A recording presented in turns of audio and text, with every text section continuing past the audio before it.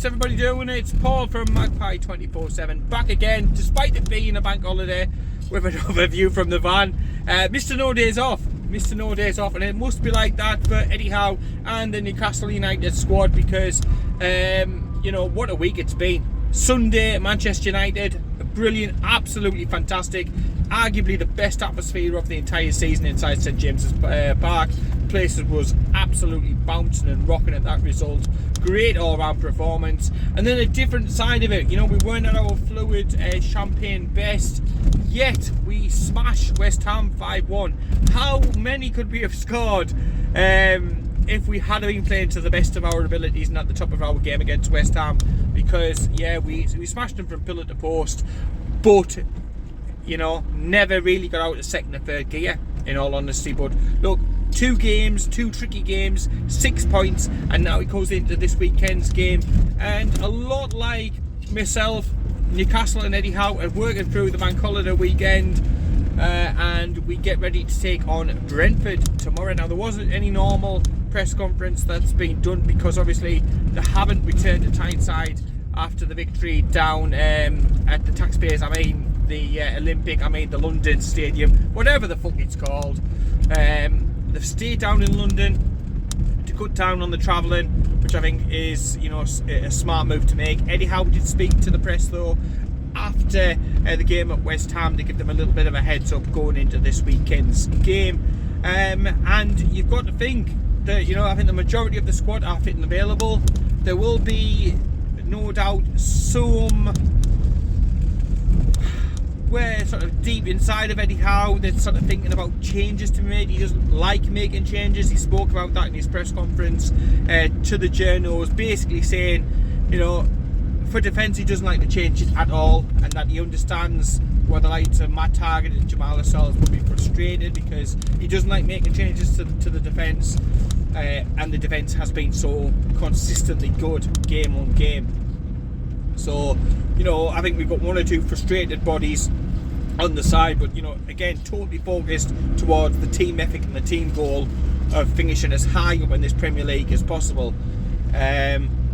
Elsewhere, though, again, he's got some major decisions to make this weekend because everybody appears pretty much fit and available who, you know, can be this season. You know, you disregard the likes of Emil Kraft at this point, this campaign.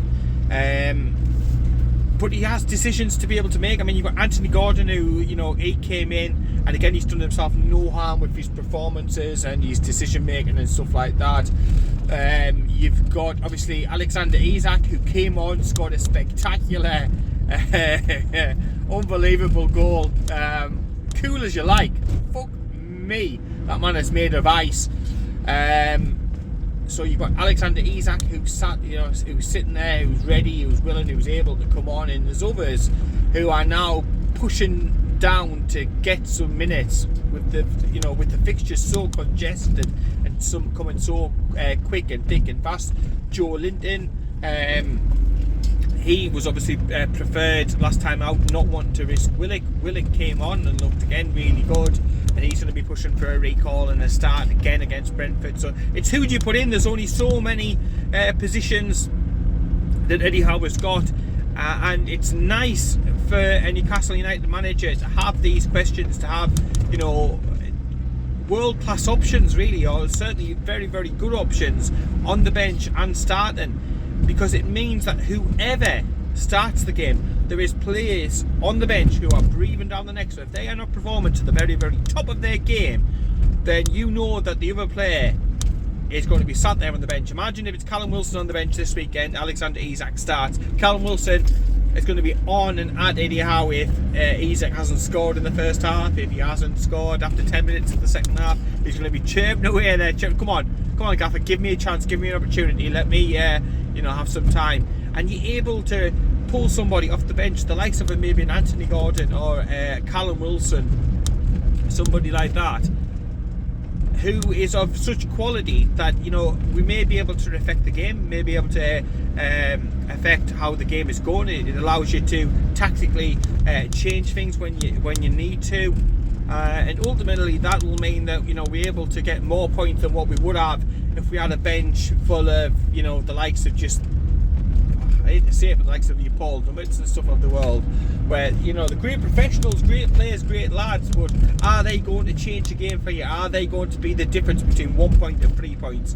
Will they turn it around and get you something out of a game that you fell behind in, that sort of thing? You have got quality players on the bench who can make a difference, who can change the games, and this is even with the likes of still Miguel Miron, who's still out for another couple of weeks, and so on and so forth. So it is tremendous, and you just can't wait. It whets your appetite, doesn't it, for the summer and what they're going to be able to be able to do in the transfer market to again strengthen this team and to give Eddie Howe more and more difficult choices and difficult decisions to make.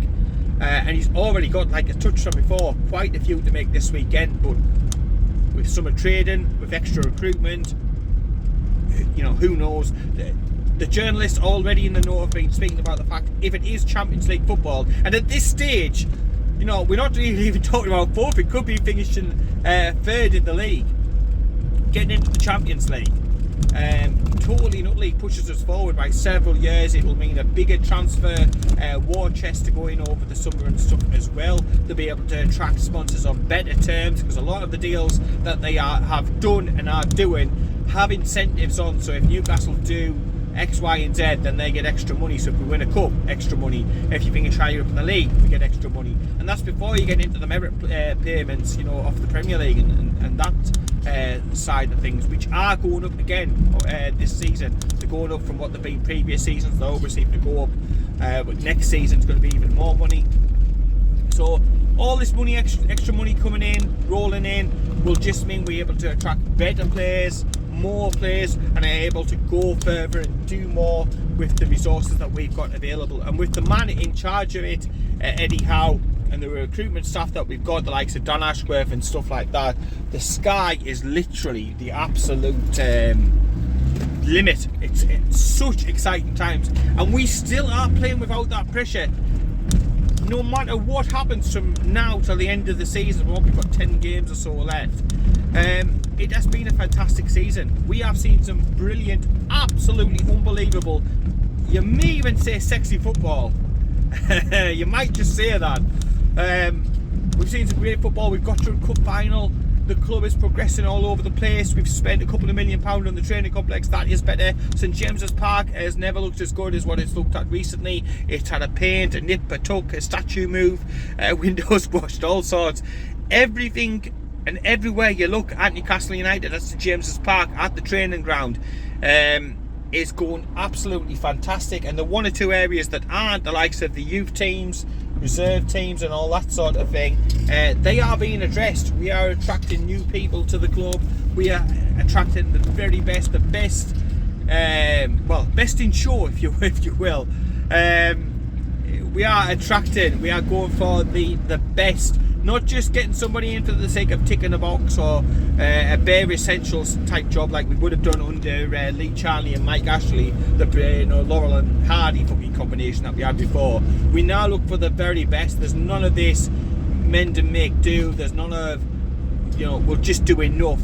It literally is. It's so exciting to be able to see our club flourish and so quickly jump up from obscurity, from fighting relegation to doing this. And it just means we have no pressure going into this at all. We are used to being balls deep in relegation battles. There's none of that going on.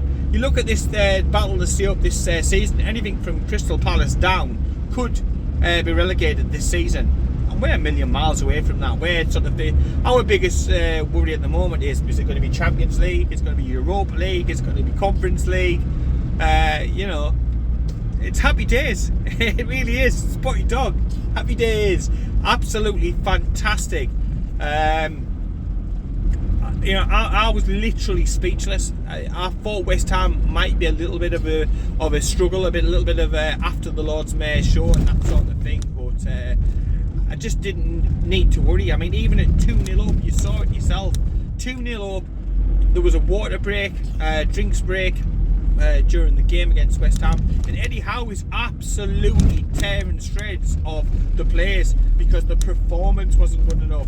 He was still, even at 2-0 up, micromanaging the performance looking at ways to improve. How can we get better? How can we improve the performance? How can we get the intensity going? How can we get further up the field? How can we be quicker? How can we be more slicker? And you just get better and better and better, and the goals keep flying in. Yes, I think Nick Pope will be disappointed with not keeping a clean sheet.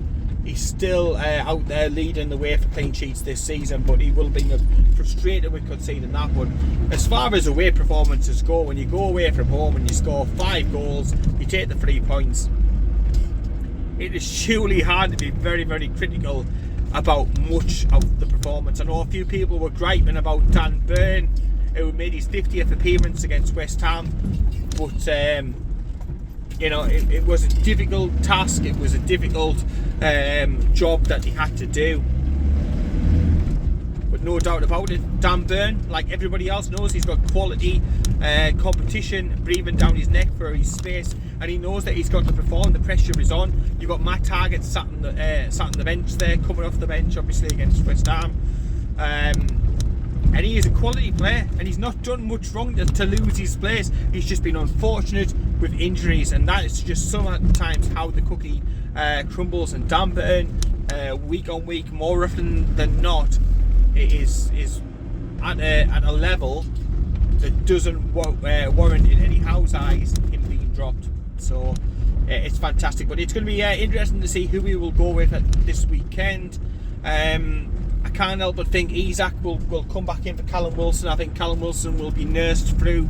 We all know about his injury records, his injury history and stuff, so it'll be a case of slowly as as we go forward, because the last thing we want is to be start Callum Wilson again, he gets injured, and then he misses the run in, and then you've only got one striker fit and available up top, and you're having to play Saint-Maximin out of position. The same Saint-Maximin, who, it must be said, had an absolutely stellar, fantastic performance again, and he is getting back to this sort of injury at the beginning of the season. He's getting back to those sort of levels before that.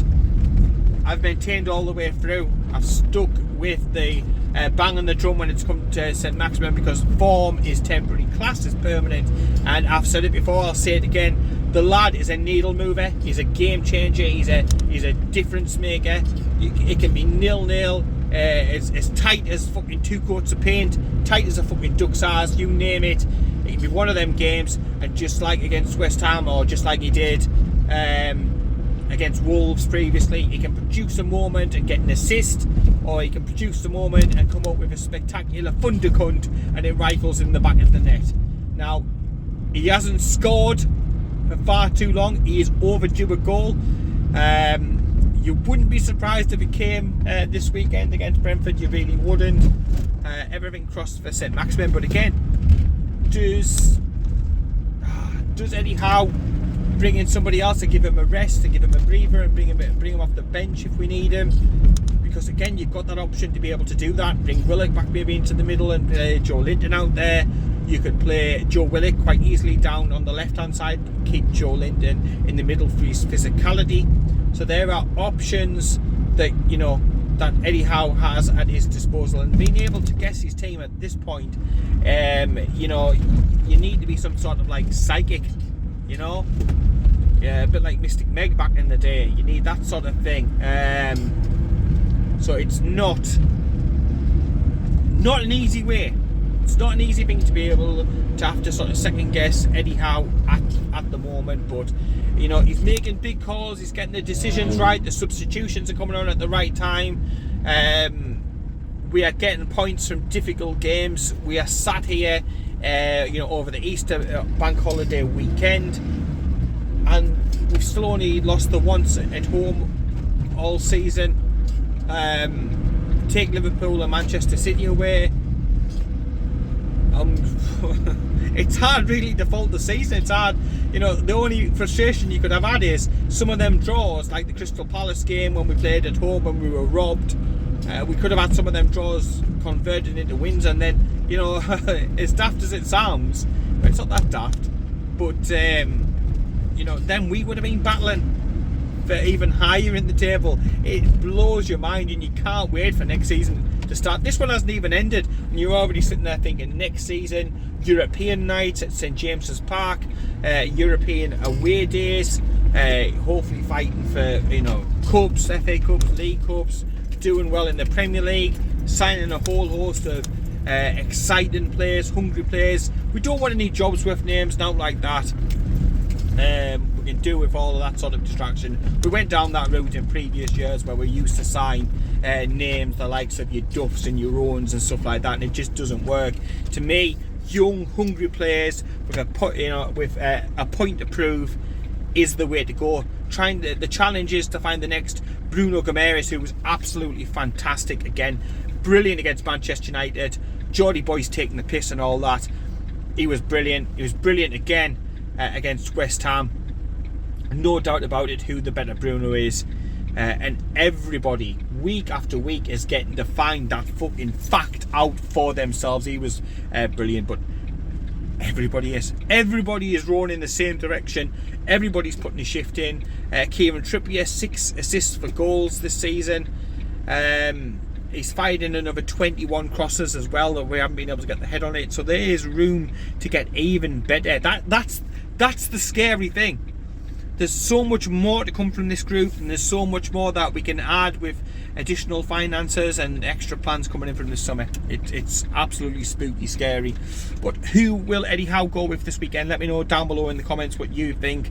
I can't imagine him making much change in the defence. I really can't. He likes to keep a settled back line. It is frustrating for the likes of Matt Targett, but you're going to have Nick Pope in goal. You're going to have Trippier, Fabian Schär, Sven Botman, Rolls fucking Royce once more, I will say that point, and Dan Burn. That's going to be your defence all of the time. Bruno goes in there. He's the first name on the team sheet as far as I'm concerned, and it will be interesting what he goes with after this. Can players who've had a history of dodgy hamstrings and stuff be expected to keep playing game after game after game? I would say not, and this is where I'd be tempted to make the changes. Sean Longstaff, he covers every bastard blade of grass. You might be for him, you might be against him, but there's no denying how much he loves the club and how much work and energy he puts into every single performance. But I'd imagine that Sean Longstaff would start again beside Bruno. Joe Linton, again, he's been rested up for a couple of games. He looked really, really fresh. Getting a brace as well, so that's a huge confidence boost for Big Joe. So them in the middle, and then comes the question marks about who comes in either side. Anthony Gordon now must be literally chomping the door through. He's looked really good when he's come on. I would be inclined to think that Anthony Gordon could start this one, and everybody else is obviously going to be on the bench. So you would have Anthony Gordon one side. On the other side, you'd be looking again, I'd imagine, Murphy. I see no reason why to change. I thought he was really, really unlucky on the right hand side. I did. And then up top, I'd imagine, again, this is going to be a difficult decision, and it's going to be difficult to be able to justify to whoever is the unfortunate one to be on the bench. But I'd imagine that Alexander Isak comes back in up top. His movement and everything else that he brings, I think, could be a real weapon against Brentford. And then also, I think, when it comes to the second half, and Brentford hopefully tiring a bit, to see the likes of Callum Wilson being brought off the bench, Alan Saint-Maximin being brought off the bench, it has to be deflating. It has to knock the confidence. That has to knock the wind out of their sails. So no doubt about that. So I think Isak up top. So that's the team I think he's going to go with. It's going to be a difficult game. Brentford are playing some good stuff. They don't lose very often at home. They have given so many sides a fantastic game this season. Beating Manchester City and the likes, unbelievable when you think of a club the size of Brentford. It's with no disrespect that I say that and stuff as well, because they just punched above the weight. You've got Ivan Toney, who's on fire now. He's got this whole suspension thing hanging over him. I don't understand, if I'm being totally honest, why it's taken so long for this to be sorted, for this to be rectified, for a punishment to be dished out. He knows he's guilty. Everybody knows he's guilty. He's done that. We've seen suspensions before for the likes, I think it was Joey Barton, even Kieran Trippier's had suspensions over betting and stuff before. He's going to get a suspension. If I was Brentford, I'd probably prefer he serves it this season rather than it roll on to next season, which is a similar situation to the Mitrovic one, really, isn't it? When he's got 8 games, he's back this season at least, so he can start next season, hopefully firing for them. But yeah, we have to pay maximum respect to Ivan Toney. Clearly, every time he plays against us, he's going to want to get one back over one of his former sides. There's no doubt about that. Scoreline. I haven't been doing bad with these recently. I've been getting the right, generally the right gist of things. This one, I think, is going to be a lot closer. Jack was really confident, wasn't he, on his last preview? He said it was going to be quite easy against West Ham, and it turned out to be correct. This one is going to be a lot more difficult. I still think we'll have a little bit more in the tank than what they do, and I can see maybe a 2-1 to Newcastle United going into this one. So let me know what you think about that score. What's your prediction? Who do you think that Eddie Howe is going to go with? What's the lineup going to be? Is there going to be any sort of changes with regards to shape, to personnel, that sort of thing? Let me know down below in the comments. If you haven't already, please subscribe to Magpie 24/7. Hit the like button, hit the subscribe. It doesn't cost anything, but it does help us out a lot more. 1,600 on the YouTube channel. It's over 110,000 now across the board, so we are really trying to push the YouTube. We have regular content coming on each and every game for a preview, a review, special ones as well, and then we're also working on some other types of videos to be able to bring in to expand the amount of videos that are coming on Magpie 24/7, but good regular content. If you want to see anything else, emails are always open, magpie247@outlook.com. You can message across our social medias as well, and we'll pick the messages up as soon as possible. Comment on the videos, tell us what you'd like to see more of. All this off might be my ugly mug, I don't know. But let me know down in the comments. Be nice, guys. But yeah, any suggestions at all? But yeah, hit the subscribe button and hit that like. It helps with the algorithm, and it helps us out, to keep coming up in search results, so we can continue to grow the brand and continue to keep getting bigger and better. And we're looking to go on to other podcasts and spread the word far and wide. Tell everybody else, tell your mates about it, and get them to hit that subscribe button as well. So it really does mean a lot. But yeah, I'll leave it there. We'll be back after the game against Brentford with a full review, first thoughts as normal. Myself and Carl will be on covering that one, and then we get into a new week and the next game. The games keep coming thick and fast. Another away game. It's tricky, it's difficult, but look, the lads keep giving us the goods. Let's just keep hope, and it continues to roll like that, and we continue not only in our battle for Champions League, but our battle for third in the Premier League. Who would have thought it? With Steve Bruce and the likes recently as manager, and fighting relegation battles, that we'd now be looking at being third in the fucking Premier League. It's unbelievable, it really is. If you'd have said this 2 years ago, people would have thought you were a thick as a bastard dictionary. They really would have.